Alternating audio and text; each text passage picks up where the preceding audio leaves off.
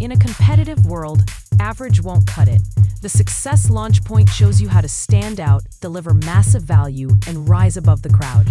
With on-demand courses, expert coaching, and a community focused on growth, you'll accelerate your career and your paycheck. It's time to level up. Check out modernobserver.com/launchpoint.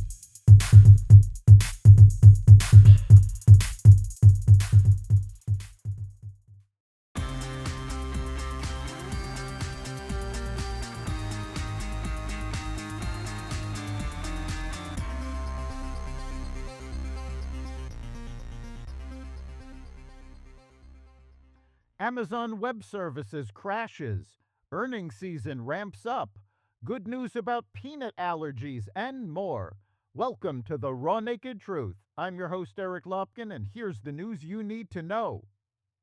A massive Amazon Web Services outage Monday disrupted banks, airlines, gaming networks, and smart home devices worldwide, affecting thousands of companies.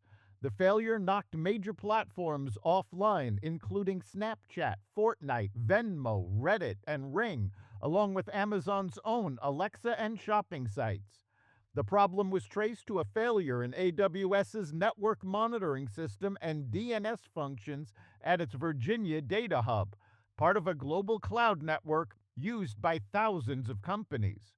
Most services have since come back online, though some users are still seeing slow connections and login errors. The outage lasted several hours and caused widespread interruptions across the United States and beyond.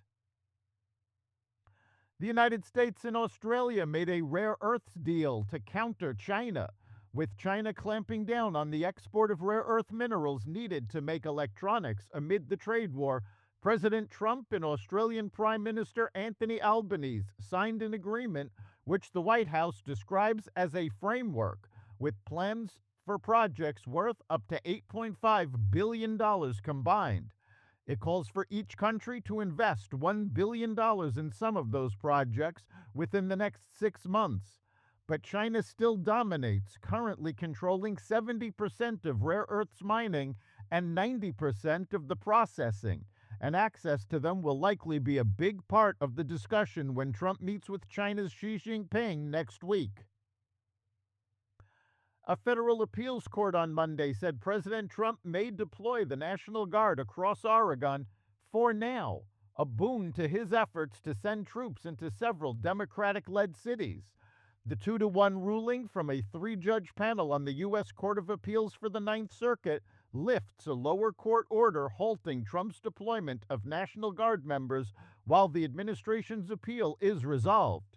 The court previously let Trump resume control of Oregon's National Guard.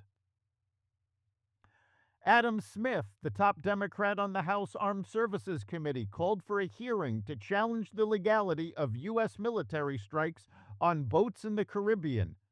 President Trump and his administration continue to fail to answer pressing questions regarding the president's orders to carry out lethal U.S. military strikes on boats in the Caribbean Sea, Representative Smith said in a statement.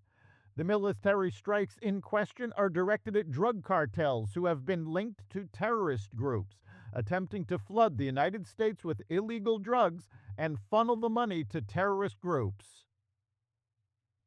Earnings season is underway on Wall Street. Yesterday was a great day for Apple investors. Shares rallied to an all-time high after a report from technology research firm Counterpoint showed iPhone 17 sales were off to a good start in the U.S. and China. Apple's jump helped juice the broader market, with the 3 major indexes all gaining more than 1%. General Motors blew past analysts' consensus expectations for both earnings per share and revenue in the third quarter. The automaker also lifted its full-year guidance and said the impact from tariffs would be lower than previously forecast. Shares surged 8.5% in pre-market trading on Tuesday. Coca-Cola also beat Wall Street's forecasts for both lines for the third quarter, sending shares up nearly 2% before the opening bell on Tuesday. However, the soda maker said demand for beverages remained soft. Updated medical guidelines that recommend feeding peanuts to children when they're young has significantly reduced potentially life-threatening peanut allergies. A new study published yesterday in the journal Pediatrics found approximately 60,000 kids were spared developing a peanut allergy since guidance was issued in 2015, telling parents to introduce the food to babies as young as 4 months. Doctors had previously advised against giving peanuts to children before they turned 3 years old, which actually caused the upswing in peanut allergies. That's the Raw Naked Truth. You can catch every episode of the Raw Naked Truth Daily News Brief, as well as our sister podcast, Carnivore Radio, with news analysis and commentary, and the rest of the Xvadio Podcast Network at xvadio.com, the Apple Podcast app, YouTube, Rumble, Spotify, iHeartRadio, Audible, Amazon Music, and other platforms that respect freedom of speech. We'll see you next time.